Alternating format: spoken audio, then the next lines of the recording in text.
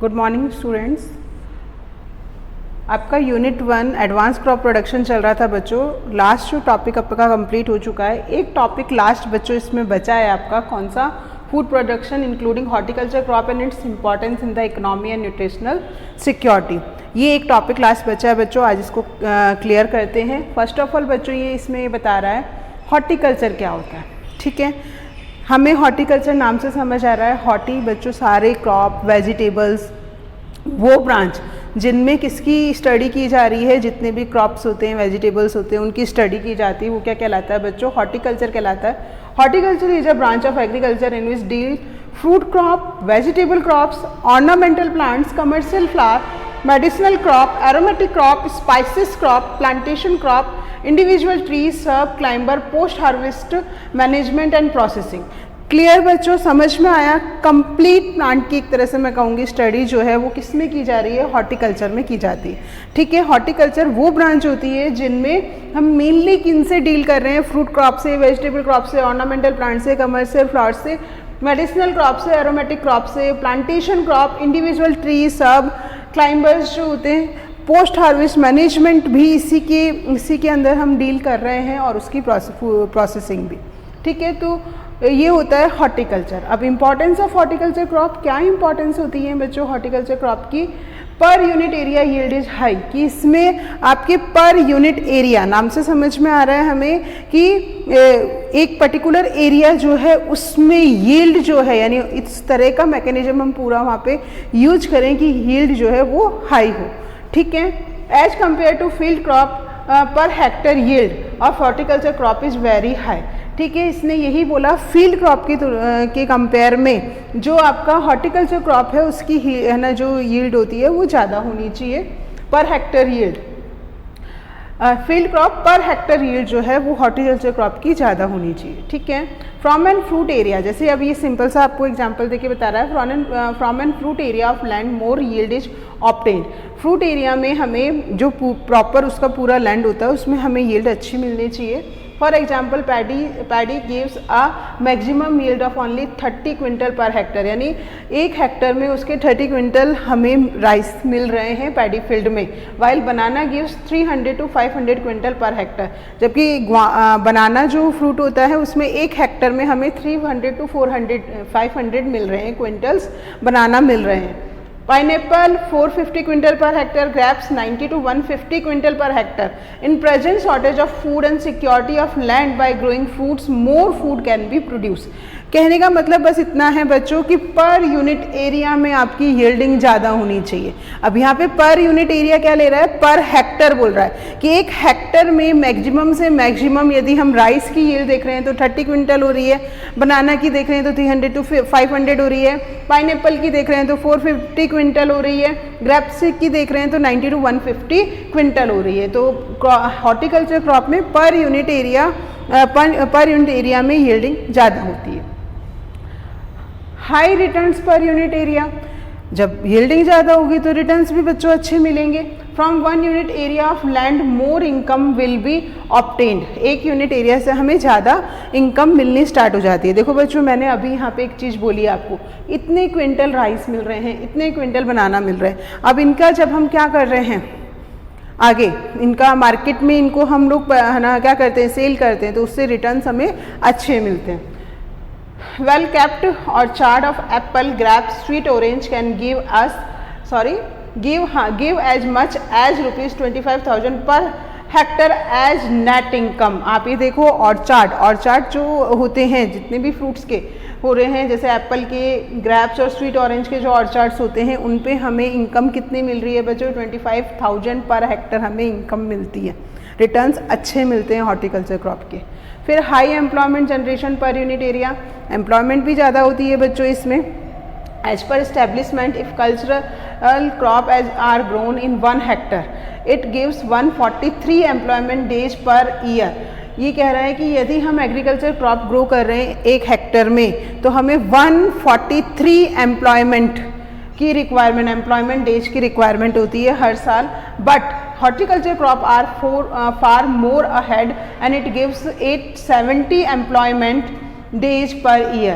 ठीक है। एक नॉर्मल बता रहा था क्रॉप, नॉर्मल क्रॉप में तो ओनली 143 एम्प्लॉयमेंट डेज की रिक्वायरमेंट थी, बट जब हम हॉर्टिकल्चर क्रॉप को ग्रो करा रहे हैं तो हमें लगभग कितनी चाहिए, 870 एम्प्लॉयमेंट डेज पर ईयर की रिक्वायरमेंट होती है। And crop like has outstanding figure of employment with 2000 employment days per year. और यहाँ पे इस तरह की क्रॉप भी ग्रो कराई जाती हैं जिसमें 2000 employment days per year normally मिल रहा है, हाई एम्प्लॉयमेंट मिल रहा है, जनरेशन मिल रही है, ठीक है। तो पहला मोस्ट इंपॉर्टेंट हमने देखा पर unit area yield is high, दूसरा हाई रिटर्न्स अच्छे मिल रहे थे, एम्प्लॉयमेंट जनरेशन इसकी ज़्यादा थी पर यूनिट एरिया में, फिर best utilisation of waste land जो यहाँ की होती है उसका बहुत अच्छा यूज किया जा रहा है। Some fruits crop can offer best utilisation of waste land crop like wood apple, custard apple, karonda, litchi, cashew nuts, coconut can be grown in such area. जो वेस्ट लैंड होती हैं उन वेस्ट लैंड पे इन सबको हम आराम से ग्रो कराते हैं, तो हमें एक तरीके से अलग से लैंड की रिक्वायरमेंट नहीं होती है, ठीक है। तो बेस्ट यूटिलाइजेशन हम वेस्ट लैंड का यूटिलाइजेशन कर रहे हैं। फिर रो मटेरियल फॉर इंडस्ट्री के लिए बहुत सारा रो मटेरियल हमें इनसे हॉर्टिकल्चर क्रॉप से ही मिलता है। Many industry like canning, wine processing, jam, jelly, preserves, candy, fruit beverage, pickles, drying, dehydration, flour processing etc. depend on fruit, vegetable, flour for raw material। ये कह रहा है कि ये सारी की सारी इंडस्ट्रियाँ जो होती हैं इनको रॉ मटेरियल जो है वो किससे मिल रहा है, इन्हीं हॉर्टिकल्चर क्रॉप के या तो फ्रूट से ये ले रहे हैं, या उनके वेजिटेबल से ले रहे हैं, या उनके फ्लावर से ले रहे हैं, ठीक है। Use of undulating lands, fruit growing can be practiced in place where the gradient is uneven or where the land is undulating or agronomical crop cannot be cultivated। हम वही वाली चीज़ जैसे हमने वहाँ पे वेस्टलैंड बताया था, ऐसे ही अनइवन जो लैंड होती है, अनड्यूलेटेड जो लैंड होती है, उस जगह पर भी हम हॉर्टिकल्चर क्रॉप को ग्रो करा सकते हैं। तो उनका एक बेस्ट यूज हो जाता है अनड्यूलेटिंग लैंड्स का। इन Konkan region, mango, cashew are cultivated on large scale on hilly and hilly back area। Hilly area में काफ़ी ज़्यादा क्वांटिटी में मैंगो और कैस्यू कल्टीवेट किए जा सकते हैं। हॉर्टिकल्चर लैंड की बच्चों रिलीजियस इंपॉर्टेंस भी है। रिलीजियस इंपॉर्टेंस क्या है, जैसे कोकोनट इज नॉन एज कल्प वृक्ष, इसको कोकोनट को कल्प वृक्ष बोला जाता है। Banana is also called as a apple of paradise, उसे एप्पल ऑफ पैराडिस कहते हैं। कलपत्रु भी बोलते हैं, जिसे प्लांट ऑफ वर्च्यू जो है, ट्री ऑफ पैराडिस और एडम्स फिग भी बोला जाता है। किसको, बनाना को बोला जाता है बच्चों। पीपल जो होता है ficus religiosa is known as religious tree of the India का सबसे रिलीजियस ट्री है पीपल। हमें पता है, हम काफ़ी उसकी पूजा कर रहे हैं पीपल के पेड़ की। God Shiva is associated with bel, god Shiva bel से एसोसिएटेड हैं। Goddess Sita is associated with Sita Ashok, goddess Sita Ashok से एसोसिएटेड हैं।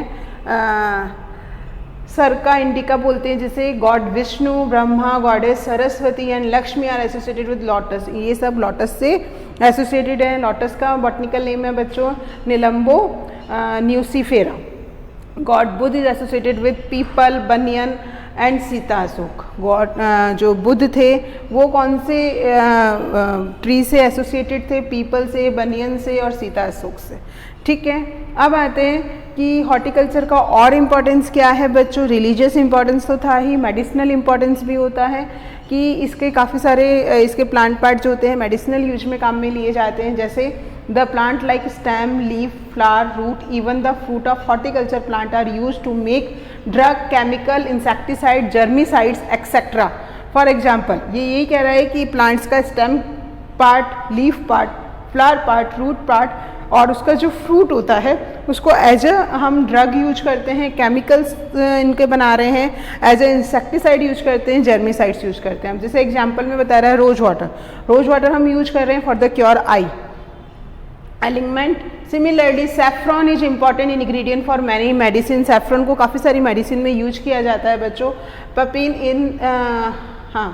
Papain is a digestive enzyme. Citrus fruit like sweet lime is used for liver alignment. ये क्या कह रहा है, पपेन एक तरह का डाइजेस्टिव एंजाइम होता है। इसी तरह सिट्रस फ्रूट्स में जो स्वीट लाइम होता है वो भी किस तरह से यूज किया जा रहा है, लीवर अलाइनमेंट फॉर्म में यूज किया जाता है। Rind of pomegranate and pectin from guava use for stomach upset. Stomach upset के लिए जो पोमेग्रेनेट के रिंड्स होते हैं या फिर गुआवा का जो पैक्टिन होता है स्टोमक अपसेट के लिए उसको यूज किया जाता है। Bark of Arjun tree for heart trouble के लिए अर्जुन की बार्क यूज की जाती है। Neem water for skin irrigation and allergy, और नीम का वाटर जो होता है स्किन एलर्जी और इरिगेशन में यूज किया जाता है। ठीक है, तो बहुत सारे मेडिसिनल यूज होते हैं बच्चों हॉर्टिकल्चर क्रॉप के। ऐसी त्रिफला बता रहा है, त्रिफला किससे बनता है बच्चों? ये बनता है आंवला, बहेड़ और हरड़ से बनता है, बहेड़ा और हरड़ से बनता है त्रिफला। इसके भी बहुत ज़्यादा मेडिसिनल यूज होते हैं। ऐसे कहते हैं त्रिफला से आइस वॉश करो मॉर्निंग में बेटा, बहुत अच्छा रहता है। इवन ये कहते हैं कि इसको यदि हम लोग 1 स्पून ले रहे हैं तो बहुत ज़्यादा अंदर आपका इम्यून सिस्टम को स्ट्रॉन्ग भी करता है त्रिफला। ये सारे इनके हम कहते हैं ना मेडिसिनल प्लांट हैं, आयुर्वेदिक प्लांट्स हैं जिनके बहुत ज़्यादा मेडिसिनल यूज होते हैं। रेपुटेशन जनरेशन में क्या है? Crop of horticulture generate reputation of farmer. जो भी फार्मर क्या कर रहा है, हॉर्टिकल्चर क्रॉप को ग्रो कर रहा है तो उनकी इनकम ऑटोमेटिकली ज़्यादा हो जाती है, तो उनकी रेपुटेशन अपने आप इंक्रीज हो जाती है by knowledge and high return value के कारण। ठीक है, न्यूट्रिशनल वैल्यू की बात कर रही थी बच्चों। न्यूट्रिशन वैल्यू हॉर्टिकल्चर क्रॉप की ऑटोमेटिकली बहुत ज़्यादा होती है क्योंकि इसमें फ्रूट्स आते हैं, वेजिटेबल्स आ रही हैं। ठीक है, काफ़ी सारे फ्रूट्स और वेजिटेबल्स इसमें आ रहे हैं तो इनकी न्यूट्रिशनल वैल्यू जो होती है वैसे ही बहुत ज़्यादा हो जाती है। Fruits vegetables are important part of our dietary which are rich source of nutrients जैसे carbohydrate, protein, fat, vitamin, mineral and dietary fibres. Carbohydrate, protein, fat are macronutrients. ये सारे के सारे मैक्रोन्यूट्रिएंट्स होते हैं। प्लांट न्यूट्रिएंट वाले चैप्टर में मैंने बताया भी है कि ये मैक्रोन्यूट्रिएंट्स हैं। विटामिन, मिनरल्स माइक्रोन्यूट्रिएंट्स होते हैं बच्चों। Play important role in body building, जो हमारी पूरी बॉडी को फॉर्म करने में हेल्प करता है। Fibre have several direct and indirect advantage, और इनमें जो फाइबर्स होते हैं वो हमारी बॉडी को डायरेक्टली और इनडायरेक्टली अफेक्ट करते हैं। ICMR new Delhi recommended 125 gram of leafy vegetable, 100 gram of root and tuber vegetables and 75 gram of other vegetables and 120 gram of fruits per capita every day for balance diet. बच्चों ये चीज़ ध्यान रखनी है कि balance diet में आपके क्या क्या होना जरूरी है। 125 लीफी वेजिटेबल्स जैसे स्पिनच हो गई है, आपके मेथी हो गई है, ये सारी लीफी वेजिटेबल्स होती हैं। 100 gram of root and tuber vegetable. Root and tuber vegetable में बच्चों क्या आता है, हमें पता है अंडरग्राउंड रूट अपने क्या होती है, कैरेट होगी, रेडिस हो गई, टर्निप हो गई। ठीक है, ट्यूबर में बच्चों क्या आ जाएगा, पोटैटो आ जाएगा, अनियन आ जाएगा और जिंजर, गार्लिक, ये सारे हो जाएंगे तो वो 100 ग्राम होने चाहिए। 75 ग्राम अदर और भी बहुत सारी वेजिटेबल, कैबेज हो गया, कॉलीफ्लावर हो गया, कैबेज, कॉलीफ्लावर और भी बहुत सी वेजिटेबल्स जो हम यूज कर रहे हैं घर में, ये बिटर गार्ड हो गया। ठीक है, and 120 gram of fruits per capita, और 120 ग्राम फ्रूट्स की डेली नीड बच्चों ज़रूरी होती है, वो एक प्रॉपर बैलेंस डाइट कहला रही है। तो न्यूट्रिशनल वैल्यू भी हॉर्टिकल्चर क्रॉप की बहुत ज़्यादा होती है बच्चों, ये हमें ध्यान रखना है। तो हॉर्टिकल्चर क्रॉप की काफ़ी सारी हमने इंपॉर्टेंस देखी बच्चों। फर्स्ट इंपॉर्टेंट थी कि पर यूनिट एरिया इसकी यील्डिंग अच्छी होनी चाहिए, रिटर्न्स अच्छे मिलने चाहिए, एम्प्लॉयमेंट ये अच्छा दे रही है बच्चों। बेस्ट यूटिलाइजेशन, हम वेस्ट लैंड का यूटिलाइजेशन करके भी क्रॉप को ग्रो करवा पा रहे हैं। रॉ मटेरियल इसके काफ़ी सारी इंडस्ट्रीज में यूज किए जाते हैं। अनड्यूलेटेड लैंड्स को यूज कर रहे हैं। रीजनल इंपॉर्टेंस, मेडिसिनल इंपॉर्टेंस इसकी काफ़ी सारी है। रेपुटेशनल जनरेशन मतलब फार्मर का रेपुटेशन, क्योंकि रिटर्न्स इसके अच्छे हैं तो रेपुटेशन भी बनती है बच्चों, और न्यूट्रिशनल वैल्यू तो इसकी अच्छी होती ही है। तो अब इसमें हम जब बैलेंस डाइट की बात करी तो हम उसकी प्रॉपर मैक्रो और माइक्रोन्यूट्रिएंट की स्टडी करते हैं बच्चों। मैक्रोन्यूट्रिएंट अपना क्या है यहाँ पे बच्चों, कार्बोहाइड्रेट है। कार्बोहाइड्रेट मेनली जो है important and chief source of energy in human diet. Human diet का इंपॉर्टेंट है पर चीफ सोर्स होता है बच्चों। कार्बोहाइड्रेट मेनली 3 टाइप के होते हैं, monosaccharide, disaccharide and polysaccharide. Last year biomolecule वाले टॉपिक में बच्चों ये मैंने पूरा बताया था आपको कि कार्बोहाइड्रेट 3 टाइप के होते हैं। मोनोसैकेराइड जो केवल और केवल कार्बन, हाइड्रोजन और ऑक्सीजन से बने हुए हैं, उनको हम मोनोसैकेराइड कहते हैं। जब 2 to 6 मोनोसैकेराइड यूनिट आपस में कंबाइंड होती हैं तो उनको हम ऑलिगोसैकेराइड्स कहते हैं। और मोर देन 6 मोनोसैकेराइड यूनिट जब आपस में कंबाइंड होना स्टार्ट, 2 to 10 मोनोसैकेराइड यूनिट आपस में जुड़ती हैं तो डाइसैकेराइड कहला रहा है। और जब बहुत सारी 10 से भी ज़्यादा मोनोसैकेराइड यूनिट आपस में जुड़ती हैं तो वो क्या कहला रहा है बच्चों, पॉलीसैकेराइड कहलाता है। ठीक है। अब इसने यहाँ पे बताया कि मोनोसेक्राइड रिड्यूसिंग शुगर होती है और ये नॉन रिड्यूसिंग शुगर होती है। इसमें मेनली ग्लूकोज, फ्रक्टोज, मैनोज आता है, ये हमें थोड़ा ध्यान रखना है। इसमें सुक्रोज, लैक्टोज, माल्टोज आता है। पॉलीसेक्राइड में स्टार्च आता है, सेलुलोज आता है बच्चों, और सैक्रिनेन आता है। 1 ग्राम ग्लूकोज, 1 ग्राम ग्लूकोज से बच्चों कितनी एनर्जी मिल रही है? 4 कैलोरी एनर्जी बच्चों मिलती है। ये चीज़ ध्यान रखनी है। Daily requirement of carbohydrate is 400 to 500 gram per capita, ये बता रहा है। अब आपको ये बता रहा है अलग अलग फूड सोर्स और वेजिटेबल्स ये बता रहा है, और वेजिटेबल सोर्स क्या है, कितनी परसेंटेज चाहिए। जैसे रेजिन्स बता रहा है 77.3%, एप्रिकोट में कितने कार्बोहाइड्रेट है बच्चों वो बता रहा है, 72.8%, डेट्स में 67.37% कार्बोहाइड्रेट होता है। करोंदा एक तरह का वेजिटेबल होता है बच्चों, ड्राई करोंदा, 67.1% होता है। बनाना में 36.4%, बेल में 30.6% होता है। वेजिटेबल सोर्स की बात करूं तो बच्चों कसावा 38.1% उसमें कार्बोहाइड्रेट है, स्वीट पोटैटो में 28.2% है और पोटैटो में 22.6% है। ठीक है, तो ये आपका सारे फ्रूट्स और वेजिटेबल हैं जिनमें कार्बोहाइड्रेट प्रेजेंट होता है, और कितना परसेंट होता है ये मैंने आपको बताया। नेक्स्ट पढ़ते हैं बच्चों प्रोटीन। प्रोटीन भी बच्चों बॉडी बिल्डिंग के लिए बहुत ज़्यादा रिक्वायरमेंट होती है। Protein are extremely complex nitrogen containing organic compound, यानी मैंने आप लोगों को बोला था वहाँ पे कार्बन, हाइड्रोजन और ऑक्सीजन से बना होता है। यहाँ पे कार्बन, हाइड्रोजन, ऑक्सीजन के साथ साथ नाइट्रोजन भी बच्चों यहाँ पे रहता है। इसमें मेन ग्रुप कौन से होते हैं? अमीनो ग्रुप और कार्बोक्सिलिक ग्रुप। जब कार्बन की चेन के साथ जुड़ा हुआ है तो वो क्या कहला रहा है बच्चों? प्रोटीन, यानी वो अमीनो एसिड होते हैं और बहुत सारे अमीनो एसिड मिलके क्या बना लेते हैं? प्रोटीन बनाते हैं। Protein are extremely complex nitrogen containing organic compound. They constitutes major part of protoplasm. Protein not considered to be primary body fuel. Protein को प्राइमरी बॉडी फ्यूल नहीं बोला जाता क्योंकि सबसे पहले एनर्जी बच्चों हमें कार्बोहाइड्रेट से ही मिलती है, ये ध्यान रखना।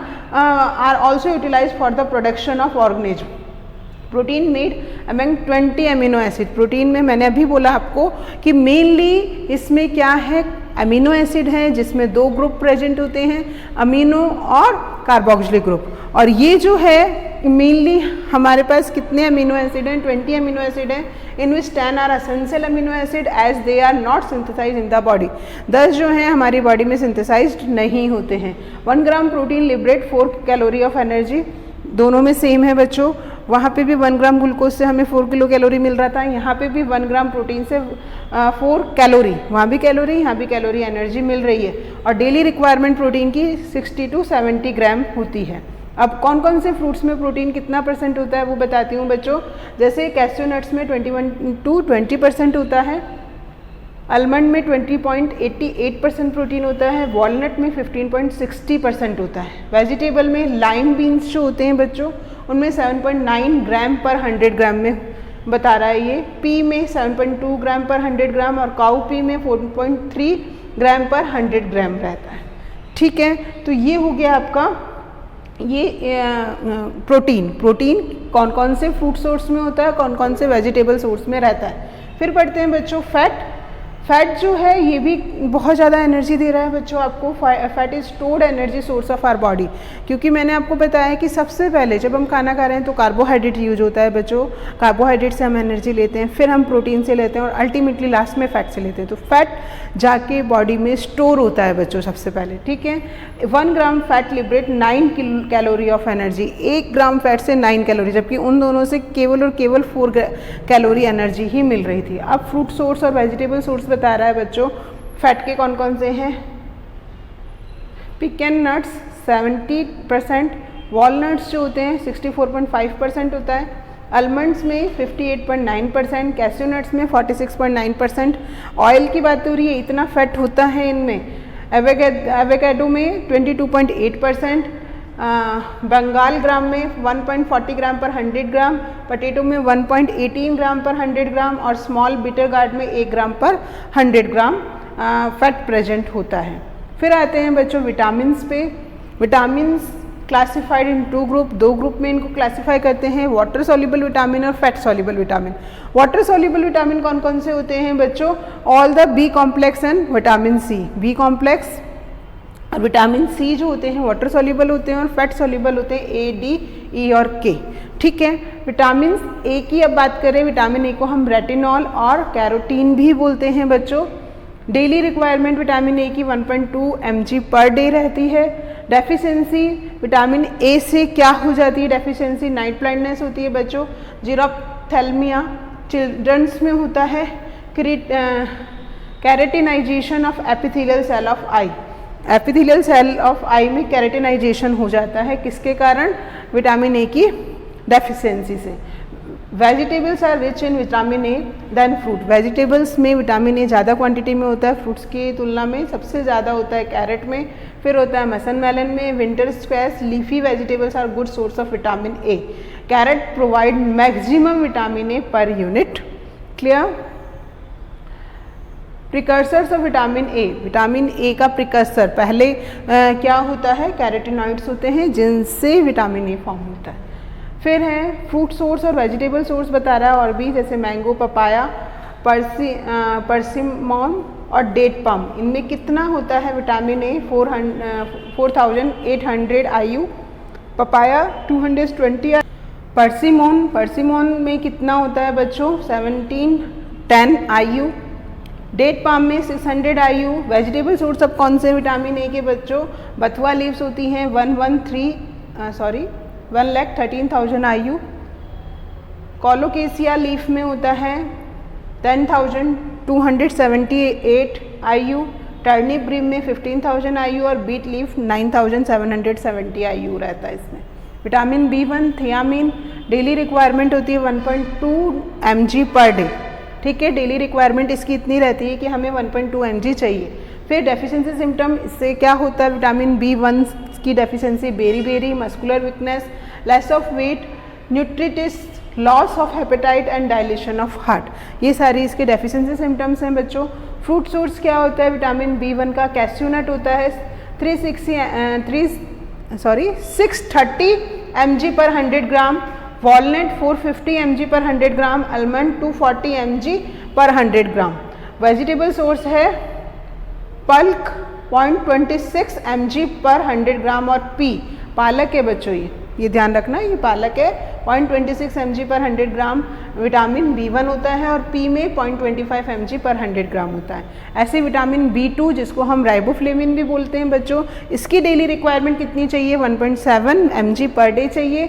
इसकी डेफिशिएंसी सिम्टम्स क्या हैं? Dry skin, cracks in corner of mouth, mouth के कॉर्नर्स पे क्रैक होने स्टार्ट हो जाते हैं बच्चों। क्रैकिंग ऑफ लिप्स और लिप्स जो होते हैं उनमें भी क्रैक्स होने स्टार्ट हो जाते हैं। मेनली ये किस में मिलते हैं बच्चों? बेल में मिलता है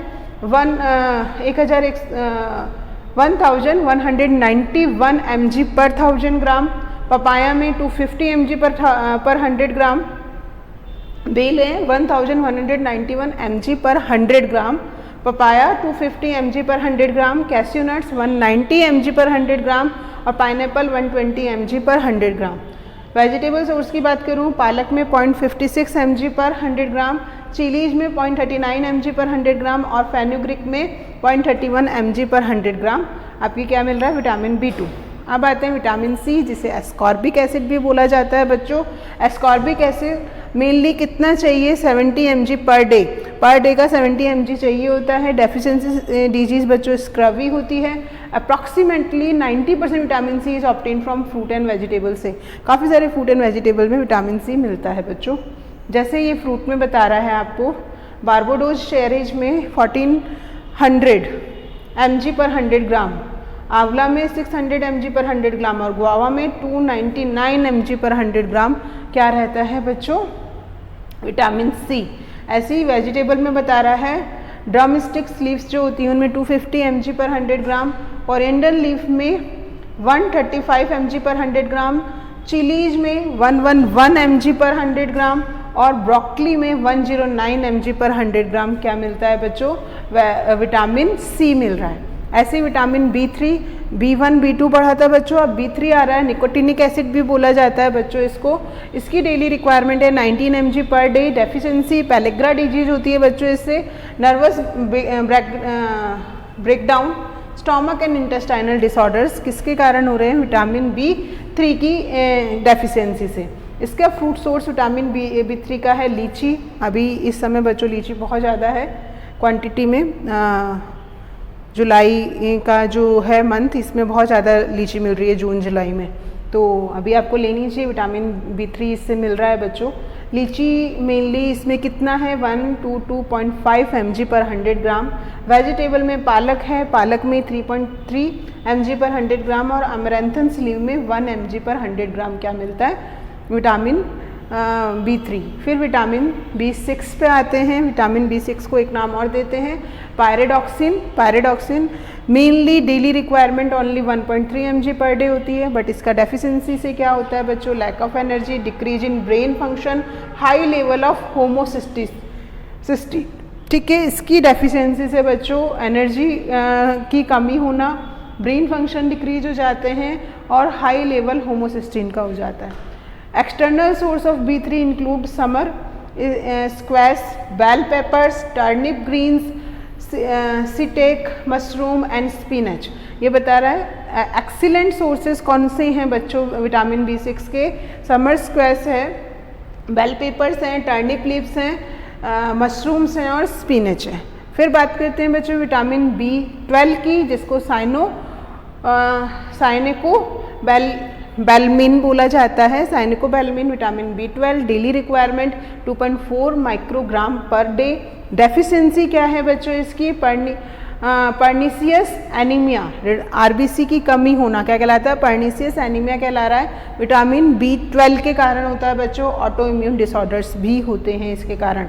vitamin B12 is provided by animal food, ये एनिमल फूड से मिलता है बच्चों। It is not found in vegetable and fruits, vegetable fruits में नहीं होता है, एनिमल्स से ही मिलता है। जो मीट ले रहे हैं बच्चों उनको मिलता है विटामिन B12। विटामिन D की बात करें बच्चों तो कॉलीकैल्सीफेरोल इसको नाम बोला जाता है विटामिन D को, कॉलीकैल्सीफेरोल। डेफिशिएंसी सिम्टम्स क्या हैं इससे, रिकेट्स डिजीज होती है बच्चों विटामिन D की डेफिशिएंसी से। पिजन चेस्ट इन चिल्ड्रन में पिजन चेस्ट डिजीज हो जाती है और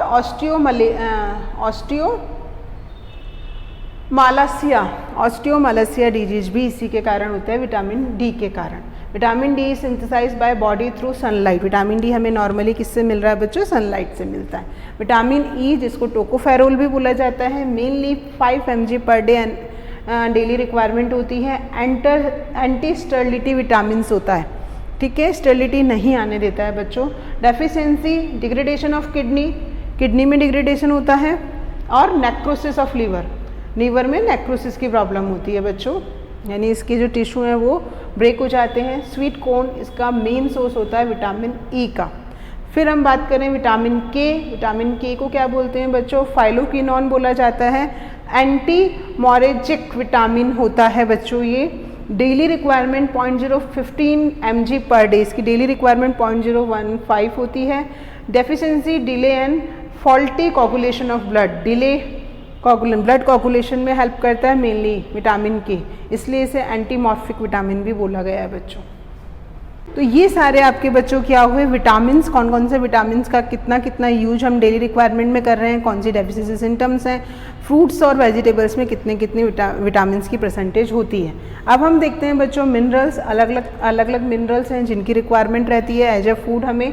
जैसे कैल्शियम की डेली रिक्वायरमेंट 500 to 600 mg पर डे चाहिए बच्चों कैल्शियम, और इसका मेन फ्रूट सोर्स है लीची, करोंदा। लीची में 0.21% और करोंदे में 0.16% होता है। वेजिटेबल सोर्स है अगथी 1130 mg पर 100 ग्राम एंड करी लीव्स होती हैं 813 mg पर 100 ग्राम। आयोडीन है, डेली रिक्वायरमेंट आयोडीन की 500 to 600 mg पर day. Deficiency iodine lead to goitre disease में आयोडीन लेड के इसकी क्या डेफिशिएंसी है, इसकी डेफिशिएंसी से आयोडीन लेड हो जाता है बच्चों। नॉर्मली आयोडीन की कमी के कारण गॉइटर डिजीज होती है, जो कि आपकी यहाँ थायराइड ग्लैंड को क्या कर देती है, फुला देती है, स्वेल कर देती है।